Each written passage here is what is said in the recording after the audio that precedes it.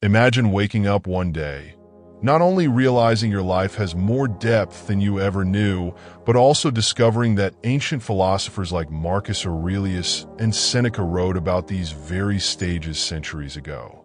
Today, we're exploring the path of spiritual awakening through the eyes of Stoic wisdom, from recognizing our reactive selves to aligning with a life of purpose and resilience. These stages connect us to profound Stoic teachings on finding inner peace, controlling our responses, and pursuing a life of virtue. Let's dive into each stage and see how the wisdom of Rome can guide us. Stage 1. Unconsciousness, the reactive self. In this first stage, life feels like it's constantly happening to us. It's where most of us operate purely in reaction, with the ego driving our emotions and actions. Marcus Aurelius, in his Meditations, wrote, "The soul becomes dyed with the color of its thoughts." At this stage, our thoughts and emotions control us, and we view the world through our fears and projections. For example, Seneca noted how easy it is to let our emotions take over, making us react to minor frustrations as if they were catastrophic. In this phase, people may feel victimized by life, constantly feeling hurt, angry, or fearful. The challenge, then, is to become aware that these reactions are a choice, not a fate. The Stoics teach us that mastery of the mind comes when we understand that external events don't dictate our emotions. Our reactions do. Are there times when life feels out of control, when emotions take over and cloud our judgment? Recognizing these moments is the first step toward true self-awareness.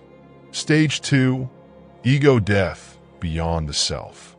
The second stage is often unsettling, what we might call ego death. It's the experience of realizing that the identity we've built, our achievements, our roles, even our beliefs, is not who we truly are. Marcus Aurelius reflected on this when he wrote, "Soon you will have forgotten the world, and soon the world will have forgotten you." It's a humbling perspective, reminding us that our ego, our sense of self-importance, is temporary and illusory. When we experience ego death, we may feel lost or disoriented. However, this stage clears away the illusions and allows us to see a broader picture. Seneca spoke of this as seeing life without attachments, a release from the chains of ego.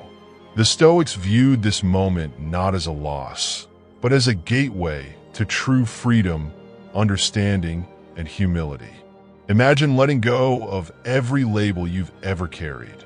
Who would you be without those labels? This moment of ego death is where we start to glimpse our truest self. Stage 3. The search, seeking wisdom and purpose. Once the ego fades, a powerful drive to seek deeper truths arises. This stage marks the beginning of a search for meaning, where we become curious and start to question life's purpose. For Marcus Aurelius, this stage was essential. He wrote extensively on living with purpose, seeking wisdom, and questioning his place in the universe. In one passage, he urges, "Waste no more time arguing about what a good man should be. Be one." In this phase, the desire to learn becomes insatiable. We turn to books, spiritual practices, or mentors seeking answers. Seneca reminds us here that wisdom comes not just from external knowledge, but from examining ourselves. By understanding our intentions, strengths, and weaknesses, we start aligning with our true purpose. Have you ever felt a burning desire to understand who you really are? This search is what the Stoics believed brought us closer to becoming our best selves. Stage 4. Emergence of the authentic self, living with integrity. In this stage, we begin to feel our authentic self emerging. As the Stoics taught, when we align with our true nature, we no longer feel comfortable living in ways that don't resonate with our inner values.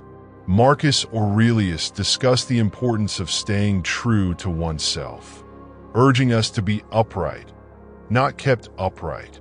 This stage involves recognizing what truly matters to us and courageously letting go of everything that doesn't serve our authentic purpose. For many, this means leaving jobs, habits, or relationships that no longer align. Seneca said, "It is not the man who is too little, but the man who craves more, that is poor." Here, we begin shedding attachments and pursuing what feels true, even if it's uncomfortable or inconvenient. Is there something in your life that doesn't feel right, even if it's difficult to let go of? This stage calls us to live with integrity, aligning our outer actions with our inner values.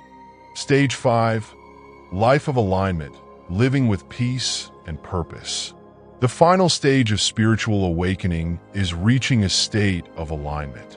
This is the Stoic ideal, living in harmony with ourselves, our values, and the world around us. Seneca called this living with euthymia, a sense of tranquility and direction that comes from being aligned with one's purpose. When we reach this stage, we feel at peace, knowing we are living according to our nature and contributing to the greater good. Here, Marcus Aurelius' reminder to love the hand that fate deals you resonates deeply. This stage is about acceptance, compassion, and a sense of connection to all of existence.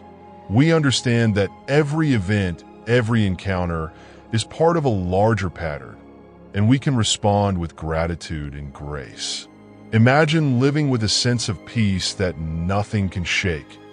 This is the life of alignment. It's about being truly content with who you are and the path you're on. Conclusion: embracing the Stoic journey. The Stoics understood that life is not about escaping hardship, but growing through it. Every stage, from unconsciousness to alignment, has its own purpose and value.